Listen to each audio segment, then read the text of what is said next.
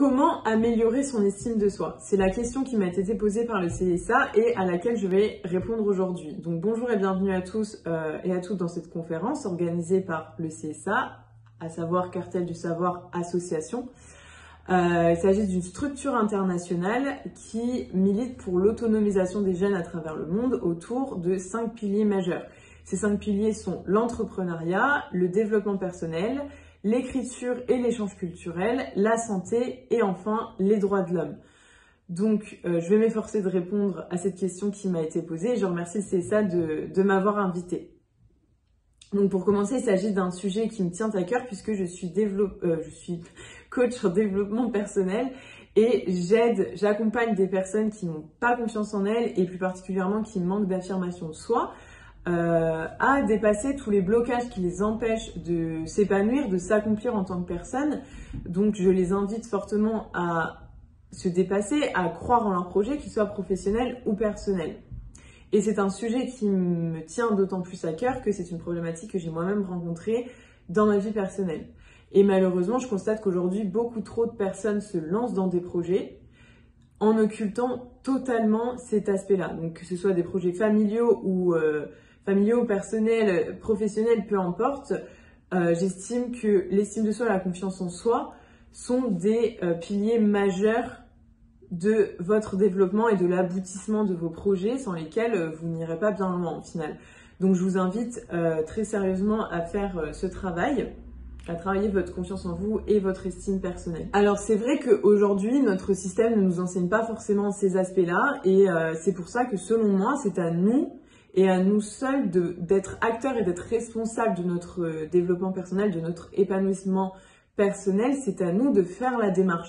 Aujourd'hui, il existe beaucoup de choses à titre privé pour nous aider, pour nous accompagner si on ne se sent pas capable de le faire seul, ou de démarrer seul du moins.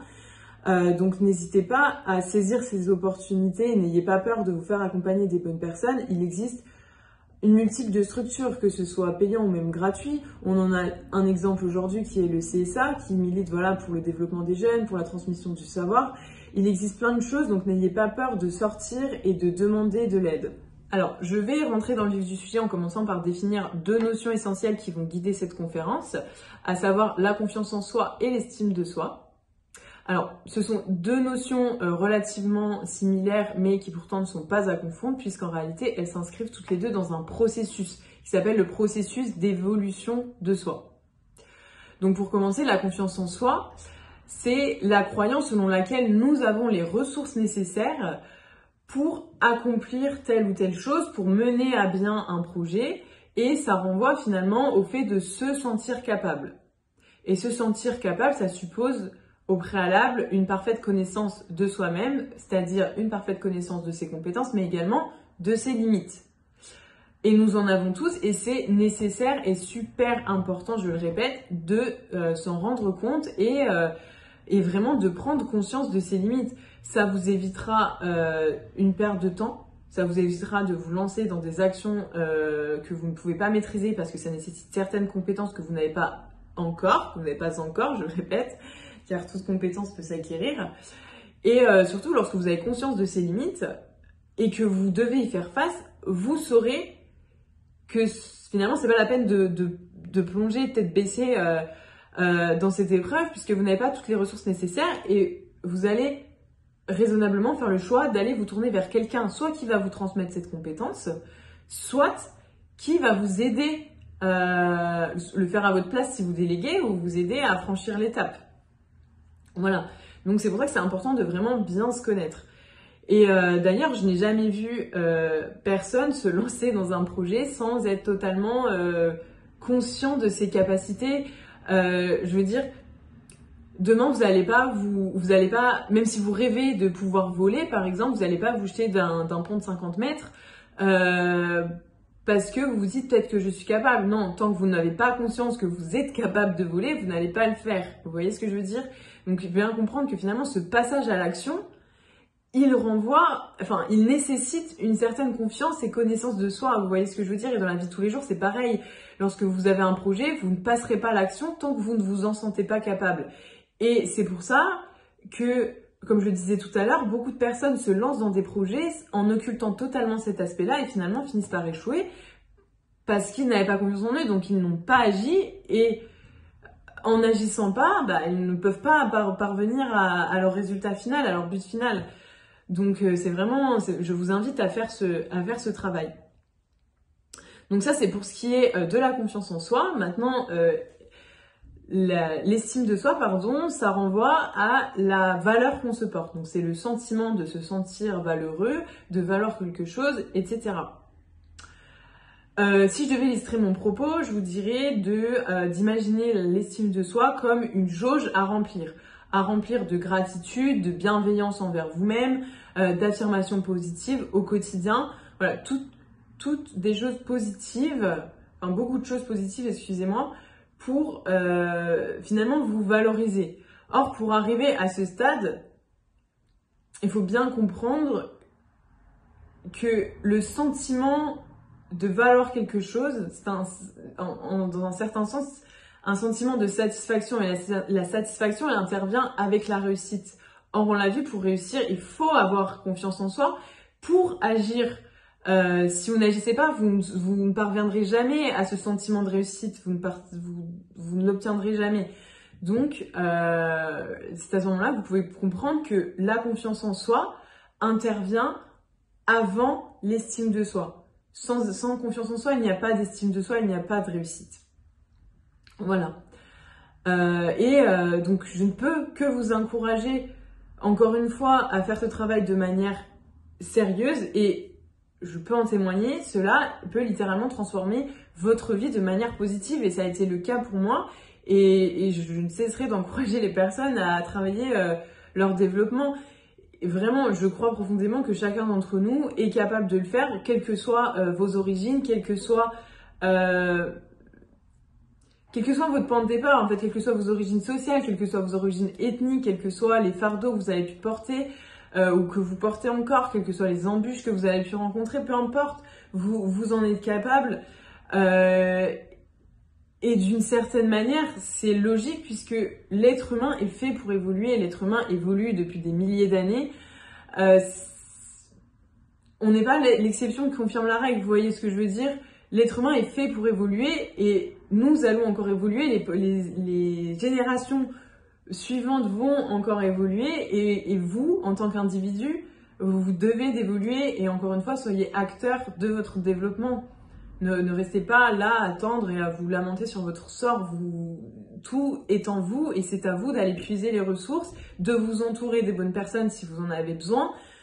Je pense qu'on a tous besoin de s'entourer de personnes. De toute manière, ce serait une utopie de dire qu'on peut arriver à un but précis sans personne, puisqu'on a tous des limites, et ce qui est parfaitement normal, sinon l'évolution n'existerait pas. Voilà ce que je peux dire sur ça. Alors vous allez me dire... comment travailler sur ses croyances? Parce que finalement, ce qu'il faut bien comprendre, c'est que notre vie actuelle est le résultat des actions que nous pouvons accomplir au quotidien.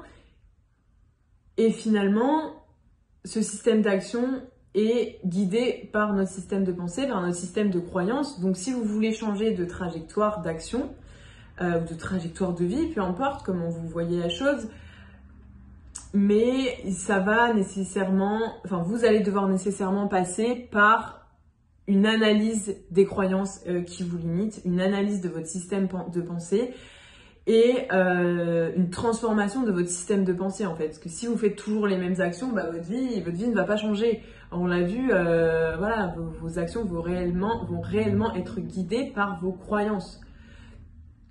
Donc commencez par repérer les schémas répétitifs que vous empruntez au quotidien et qui peuvent vous freiner dans votre avancée. Posez-vous des bonnes questions. Demandez-vous quel comportement m'empêche d'avancer au quotidien. Pourquoi est-ce que j'agis comme ça? Donc essayez de vous questionner. Demandez-vous à partir de quand est-ce que vous avez commencé à agir ou à penser comme ça? Est-ce qu'il y a eu un élément déclencheur qui a changé votre façon de penser, ou est-ce que vous avez toujours agi comme ça? Auquel cas, ça voudrait dire qu'il faudrait peut-être chercher du côté de votre éducation et des croyances que vos parents ou éducateurs du moins ont pu vous transmettre. Donc voilà, vraiment posez-vous les bonnes questions, essayez de trouver la source de ce comportement pour réussir par la suite à commencer à travailler sur les points bloquants. Ensuite, comme on l'a vu, prendre confiance en soi nécessite d'apprendre à se connaître aussi. Donc passez du temps seul pour méditer, pour vous ressourcer, pour en apprendre plus sur vos envies, sur vos capacités. Mettez-vous au défi. Là encore, si vous réussissez à vous mettre au défi de faire des choses que vous ne faites pas habituellement et que vous vous rendez compte que vous y arrivez, vous allez ressentir ce sentiment de satisfaction qui va faire augmenter votre jauge d'estime de vous-même. Puisque se mettre au défi quotidiennement, c'est se fixer des petits objectifs. Et c'est ça, il ne faut pas se fixer finalement un énorme objectif à atteindre directement. Sinon, la route, elle va être longue. Fixez-vous un objectif final, si vous le souhaitez. Mais surtout, établissez un plan d'action avec des actions à accomplir. Et ces actions-là sont des sous-objectifs. Et à chaque sous-objectif atteint, vous allez ressentir ce sentiment de satisfaction, ce sentiment de fierté qui va augmenter votre jauge d'estime de vous-même. Donc voilà, vraiment apprenez à vous connaître et ce sera, encore une fois, c'est des choses qui prennent du temps mais qui ne sont pas une perte de temps puisque ça peut vous propulser. Je me répète, mais il faut vraiment intégrer cette idée. Ensuite, veillez à changer vos habitudes. Parce que comme on l'a vu, votre vie actuelle est le résultat de vos actions quotidiennes. Donc si vous voulez évoluer, alors veillez à en mettre en place de nouvelles actions qui vont nourrir votre estime personnelle. Par exemple, modifiez votre langage. On a tous tendance à se dévaloriser au quotidien, à se dire « Ah, je suis bête, j'ai oublié de faire ça, je suis bête, j'ai pas réussi, je sers vraiment à rien ». On a tous tendance à utiliser ce genre de propos et surtout à sous-estimer ce genre de propos, puisque en réalité, on ne s'en rend pas forcément compte, mais notre cerveau va intégrer ces principes, ces propos de manière inconsciente et va créer une nouvelle vision de nous-mêmes grâce à ces propos. Donc si vous changez les propos, si vous faites attention au langage que vous utilisez envers vous-même, votre cerveau va pouvoir être recodifié et construire une image plus positive. Donc toutes ces affirmations que vous allez pouvoir propulser vers vous, par exemple des affirmations positives, j'entends par là des affirmations exprimées à la première personne du singulier et dirigées vers vous-même, c'est-à-dire je suis capable, j'ai les ressources nécessaires pour le faire, je suis une bonne personne, mes actions sont légitimes. Tout ce genre de propos et d'affirmations positives doivent être répétés quotidiennement, doivent être répétés régulièrement pour permettre à votre cerveau de les intégrer de manière totalement inconsciente. Et vous allez voir la différence, vraiment, vous allez voir que petit à petit, jour après jour, votre comportement va changer, votre façon de penser va changer. Alors ça peut peut-être paraître utopique, mais c'est réel, ça permet vraiment de recodifier votre cerveau. Donc, il va s'agir du langage verbal, mais également du langage corporel. Lorsque vous êtes avachi sur votre chaise, lorsque vous êtes recroquevillé, vous donnez l'image d'une personne qui n'a pas confiance en elle, qui est triste, qui n'est pas bien dans sa peau.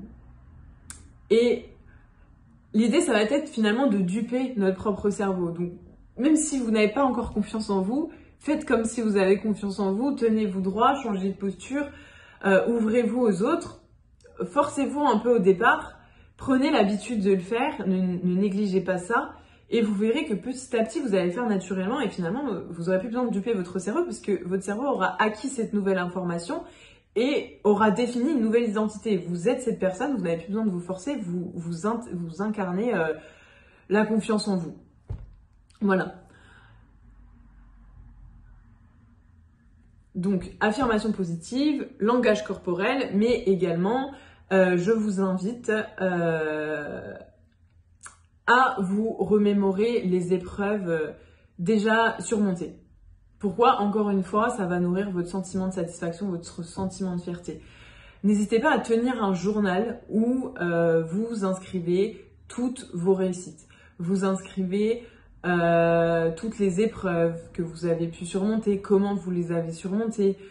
Voilà, quels ont été vos sentiments, est-ce que vous avez des doutes, pour vous permettre aussi, lorsque vous allez relire ce journal, de comprendre, bah ouais, là je doutais, j'avais les mêmes genres de doutes qu'actuellement, et pourtant j'ai réussi à le faire. Donc si j'ai réussi à le faire une fois, je vais réussir à le faire une deuxième fois, ou une seconde fois, troisième, peu importe.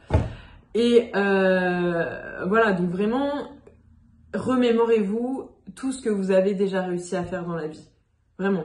Même les petites choses, ne minimisez pas les petites choses. Si demain vous arrivez à l'heure et qu'habituellement vous arrivez en retard, bah ne minimisez pas ça. Félicitez-vous. En fait, félicitez-vous, ça veut dire que vous êtes capable d'arriver à l'heure. Notre système de pensée et de croyance est vraiment très, très particulier, très complexe. Et ne commencez pas à viser grand, visez petit et allez-y step by step. Allez-y, je ne sais pas si vous connaissez le livre L'effet cumulé. Je vais vous montrer, il est là. Je reviens. Voilà, alors je ne sais pas si vous connaissez, je disais, L'effet cumulé de Darren Hardy. Mais c'est un livre vraiment qui vous permet de prendre conscience de l'importance des petites actions au quotidien. Et voilà, c'est l'idée vraiment d'y aller step by step. Vous commencez petit pour ne pas vous sentir submergé tout de suite, vous voyez, et réussir à tenir le cap. C'est vrai que souvent, quand on se fixe des trop gros objectifs, on va tout de suite voir la montagne d'obstacles à franchir et on aura tendance à se décourager, vous voyez. Alors que si vous vous fixez un plan d'action précis avec des petites actions à accomplir à la fois, vous allez franchir action par action et à chaque action accomplie, qui sera tellement simple à accomplir parce que finalement l'étape suivante sera moindre, mais vous allez vous permettre de ressentir de la fierté à chaque action accomplie. Et ça va vraiment faire grossir de manière exponentielle votre jauge d'estime de vous-même. Et c'est ce qui va vous permettre d'atteindre votre gros objectif. Vous voyez ce que je veux dire? Donc ne commencez pas tout de suite à attaquer le gros objectif. Fixez-vous un plan d'action. Vraiment, c'est super important. Et c'est surtout aussi dans cette idée de grossir votre jauge vraiment d'estime de vous-même de manière exponentielle. Parce que si vous attendez d'atteindre l'objectif pour vous féliciter, mais faut attendre longtemps, quoi. Et voilà. Donc ça, c'est l'idée de l'effet cumulé. Et ensuite, si je devais terminer par un dernier conseil, c'est vraiment nourrissez-vous de bienveillance envers vous-même. Soyez indulgents et pardonnez-vous vos erreurs. Nous sommes tous humains, nous faisons tous des erreurs. Le tout, c'est d'en tirer des leçons, vraiment d'apprendre de soi, de se questionner sur soi, de ne pas arrêter son développement personnel, vraiment. Et aussi, permettez-vous de ressentir des émotions. Vous êtes humain, vous existez, donc vous ressentez. Vraiment, je ne dis pas qu'il faut se laisser dépasser par ses émotions, ça c'est certain, mais nier ou plutôt éviter ses émotions revient à nier sa propre existence. Or, comme je viens de vous le dire, vous existez, donc vous ressentez forcément. Voilà, donc cette conférence touche à sa fin. Je tiens à remercier encore une fois le CSA de m'avoir fait confiance pour cette conférence et de m'avoir invitée. Si toutefois vous seriez intéressé par la structure, n'hésitez pas à les suivre sur leurs réseaux sociaux. Donc ils sont présents sur Facebook, YouTube et également Instagram, si je dis pas de bêtises. Voilà, et puis pourquoi pas devenir membre du CSA à votre tour si vous en avez envie. Quant à moi, vous pouvez me retrouver sur Instagram sous le pseudo coach.toi-m.toi. Voilà, coach-toi, aime-toi. Voilà, que dire de plus si ce n'est de faire aussi attention aux personnes que vous laissez rentrer dans votre vie. Faites-vous accompagner par les bonnes personnes et entourez-vous des bonnes personnes, quels que soient vos projets. Même dans votre vie personnelle, puisque comme on l'a vu, notre cerveau est une réelle éponge et construit notre identité en fonction de ce qu'il reçoit. Donc si vous vous entourez de mauvaises personnes qui vous dénigrent ou vous dévalorisent, vous ne pourrez pas attendre de votre cerveau qu'il construise une image positive de vous-même. Donc faites attention à qui vous fréquentez, faites attention à vous. Je vous dis à bientôt, j'espère, et j'espère que ça vous aura plu. Je vais terminer par le slogan du CSA, One Team, One Dream. À bientôt!